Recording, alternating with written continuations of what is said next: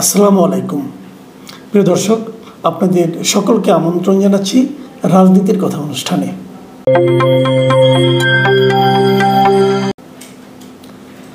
আজ পত্রিকায় আরও একজন উচ্চপদস্থ সরকারি আমলার খবর চলে এসেছে। আমলার খবর মানে আমলার দুর্নীতির খবর। এই ভদ্রলোক হচ্ছেন কাজী আবু মাহমুদ ফয়সাল। এই ভদ্রলোক জাতীয় রাজস্ব বোর্ড মানে এনবিআর-এর প্রথম সচিব মানে ফার্স্ট সেক্রেটারি। খুব বড় একটা পদ, মানে বারবার ঘুরে ফিরে এনবিআর চলে আসছে। মতিউর রহমানের নাম শুনলেন আপনারা, তার ছাগল কাণ্ড নিয়ে তার ছেলের কি মানে কত সম্পদ তার, সেটা কিন্তু প্রকাশিত হলো, আমরা জানতে পারলাম। এবং সেই জানা এখনও শেষ হয়নি, আগামীতে হয়তো আরও অনেক কিছু জানতে পারব। সেই একই বিভাগের আরও একজন উচ্চপদস্থ কর্মকর্তা কাজী আবু মাহমুদ ফয়সাল, তার সমস্ত স্থাবর সম্পত্তি ক্রোক এবং ব্যাংক হিসাব ফ্রিজ করার নির্দেশ দিয়েছে আদালত। কেন দিয়েছে? যে আদালতের কাছে দুদকই আবেদনটা করেছে। মানে দুদক আসলে অনেকের বিরুদ্ধে কিন্তু এখন সম্পদের হিসাব নিয়ে তারা নানা ধরনের অনুসন্ধান করছে, এবং তারই ধারাবাহিকতায় এই খবরটা আমরা আজকে জানতে পারলাম। এটা নিয়ে কিন্তু আগে তেমন কোনো মিডিয়াতে লেখালেখি খুব একটা হয়নি। এই কারণে এটা নিয়ে খুব একটা নাড়াচাড়াও করেনি, মিডিয়া হয়তো জানতও না। কেউ না কেউ অভিযোগ করেছে, সেই অভিযোগের প্রেক্ষিতে দুদক এই তদন্তটা করে এবং তদন্তের স্বার্থে তারা আদালতের কাছে আবেদন করেছিল এটা ফ্রিজ করার জন্য। তো আমরা কি দেখছি আসলে? আমরা দেখছি যে বিভিন্ন প্রশাসন অথবা অর্থ সংক্রান্ত মানে আপনার প্রতিষ্ঠান কিংবা আপনার আইন শৃঙ্খলা প্রতিষ্ঠান, এই যে প্রতিষ্ঠানগুলো সরকারের মানে রাষ্ট্রের যে প্রতিষ্ঠানগুলো, যাদের দায়িত্ব হলো যে দেশে একটা সুশাসন বজায় রাখা, সে সমস্ত ক্ষেত্রে দায়িত্ববান ব্যক্তিদের এই সমস্ত অপকর্ম আমরা প্রতিদিনই জানতে পারছি। এবং যে প্রশ্নটা আগেও উঠেছিল যে এই যে বিভিন্ন প্রতিষ্ঠানের অপকর্ম, দুর্নীতি দায়িত্বপ্রাপ্ত ব্যক্তিরা করছেন, এটা কি তারা একা একা করতে পারছেন? তাদেরকে কি কেউ সাহায্য করছে না? অথবা দেশে এখন একটা রাজনৈতিক সরকার আছে, এর আগেও ছিল, তার আগেও ছিল, রাজনৈতিক সরকার অনেক দিন ধরে আছে। এই রাজনৈতিক সরকারের যারা দায়িত্বপ্রাপ্ত ব্যক্তি, তাদের প্রশ্রয় ছাড়া প্রশাসন অথবা আইন শৃঙ্খলা রক্ষাকারী বাহিনী অথবা অর্থ প্রতিষ্ঠান, এই সমস্ত প্রতিষ্ঠানের কর্মকর্তারা কি দুর্নীতি করতে পারে? এটা কি সম্ভব? সম্ভব তো নয়। তাহলে তাদেরও সংশ্লিষ্টতা নিশ্চয়ই আছে। আমরা কিন্তু এর মাঝে গত কয়েকদিনের মাঝে কোনো রাজনৈতিক ব্যক্তিত্বের ব্যাপারে, বিশেষ করে সরকার ঘনিষ্ঠ কোনো রাজনৈতিক ব্যক্তিত্বের ব্যাপারে আমরা কিন্তু কোনো ধরনের দুর্নীতির অভিযোগ অথবা দুদকের কোনো রকম কার্যকলাপ লক্ষ্য করিনি। এখন এই রাজনৈতিক নেতৃবৃন্দও যে জড়িত থাকতে পারেন অথবা তাদের প্রশ্রয় ছাড়া, তাদের আশকারা ছাড়া এরা যে এগুলি করতে পারে না, এ সংক্রান্ত কথা কেবল সাধারণ মানুষই নয়, রাজনৈতিক নেতৃবৃন্দ বলতে শুরু করেছেন। জাতীয় সংসদের বিরোধী দলীয় নেতা জিএম কাদের, তাকে আমরা যতই হাসাহাসি করি না কেন যে এরকম একটা রাজনৈতিক দল সরকারকে সাপোর্ট দিয়ে যাচ্ছে বলে সরকার আজকে ক্ষমতায় থাকতে পারছে, এই ধরনের অনেক কথাই কিন্তু বিভিন্ন সময় বলা হয়ে থাকে। তারপরে আমরা দেখেছি এই ভদ্রলোক মাঝে মাঝে কিন্তু বেশ কিছু সত্য কথা বলে ফেলেন। আজকে ওনারও একটা খবর দেখলাম যে উনি সাংবাদিকদের কিছু কথা বলেছেন। সেই কথাগুলো আমি আপনাদেরকে একটু পড়ে শোনাই। উনি বলেছেন যে জিনিসটা, যে রাজনীতিবিদদের সহায়তায় আমলারা দুর্নীতি করতে পারেন, এই হলো তার বক্তব্য। ওনার কথা যদি আমি হুবহু পড়ি, উনি কী বলেছেন?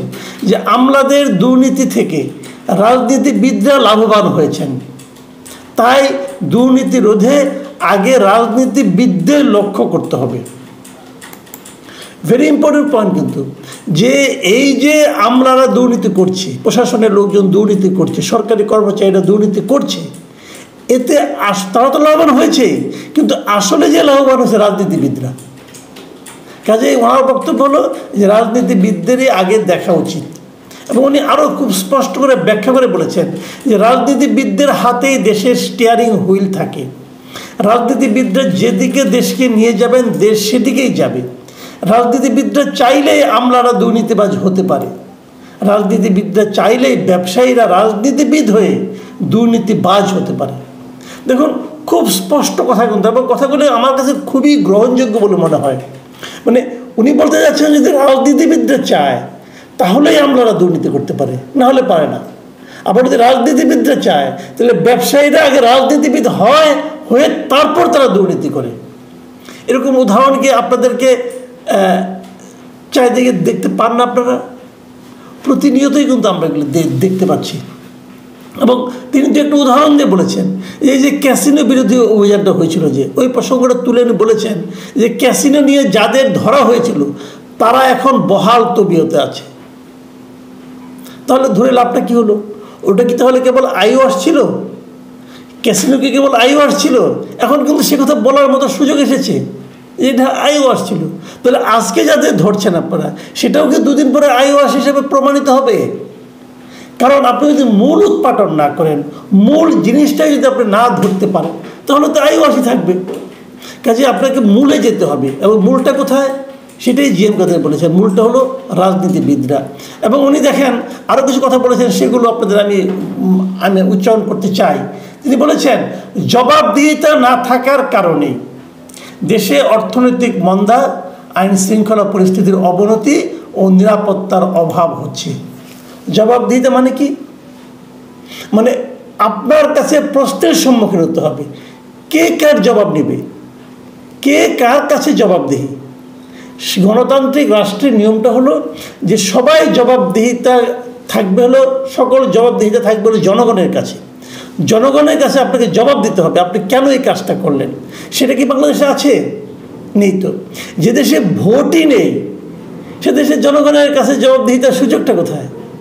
কারণ যদি রাজনীতিবিদরা একটা কাজ করলো, যে কাজটা জনগণের পছন্দ না হয়, তাহলে কি হয়? জনগণের সুযোগ থাকে সেই রাজনীতিবিদকে গ্রহণ করার অথবা বর্জন করার। সেই গ্রহণ অথবা বর্জনের ক্ষমতা কি আমাদের দেশে জনগণের হাতে আছে? জনগণকে ইচ্ছা করলে বলতে পারবে যে আমি আওয়ামী লীগকে পছন্দ করি না। সেই সুযোগ কি জনগণকে দেওয়া হয়েছে? দেওয়া হয়নি। কারণ যে ব্যালট পেপারটা জনগণের সামনে গত নির্বাচনে আমরা দেখেছি, সেই ব্যালট পেপারে সবাই তো আওয়ামী লীগ। জনগণ যাবে কোথায়? জনগণ ওখানে যেখানেই ভোট দিবে সেটাই তো আওয়ামী লীগের ভোট হবে। কাজেই জবাবদিহিতা নেই। এখন যতক্ষণ পর্যন্ত জবাবদিহিতাটা না থাকবে ততক্ষণ পর্যন্ত কাজ করবে না। জিএম কাদের সাহেব দুদক নিয়েও কিছু কথা বলেছেন। দুদকের ব্যাপারে ওনার যে মন্তব্যটা, সেটা উনি বলেছেন যে দুদক নিয়ে সাধারণ মানুষের মধ্যে সন্দেহ আছে। এবং তারপরে উনি স্পষ্ট করে বলেছেন যে আমরা দেখেছি দুদক সবসময় বিরোধী দলের নেতাকর্মীদের দিকে বেশি দৃষ্টি দেয়। অনেক বড় রুই কাতলা সরকারের সঙ্গে থাকছেন, সরকারের আনুকূল্য পাচ্ছেন, তাদের দিকে দুদকের দৃষ্টি কম। তাহলে হয়তো অনেকে বলবেন, তাহলে বেনজির সাহেব তো সরকারের সঙ্গে ছিলেন, তাহলে তার দিকে দুদক দৃষ্টি দিল কেন? দুদক কিন্তু বেনজিরের দিকে দৃষ্টি দিতে চায় নাই। আপনি মনে করে দেখেন, চায় নাই। কিন্তু যখন এখানে রিড করা হয়েছে এবং একজন স্বতন্ত্র এমপি যখন তাদের কাছে চিঠি লিখেছে, তখন তারা অনেকটা বাধ্য হয়ে তারা এইটা দৃষ্টিটা দিয়েছে। তারপরেও হয়তো সরকারের সঙ্গে বেনজিরের সম্পর্ক খারাপ হয়ে গেছে, তাই দিয়েছে, এটাও হতে পারে। কিন্তু সাধারণ মানুষ আসলে দুদকটি কী মনে করে, এই জিনিসটাই জিএম কাদের মুখে আরেকবার উচ্চারিত হয়েছে। তিনি বলেছেন যে সাধারণ মানুষের ধারণা দুদক ক্ষমতাসীনদের ধরে ধরে ক্লিন সার্টিফিকেট দেয়। দুদক সম্পর্কে এই ধারণাকে একেবারে অমূলক নয়। আপনারা মনে করেন এই যে মতিউর রহমান, আজকে যাকে নিয়ে এত আলোচনা হচ্ছে, এনবিআরের, তার বিরুদ্ধে কিন্তু দুদক 4 বার তদন্ত করেছিল এর আগে, এবং 4 বারই তারা বলেছিল মতিউর রহমান ক্লিন। সেই ক্লিন লোকটার এখন অবস্থা দেখেন।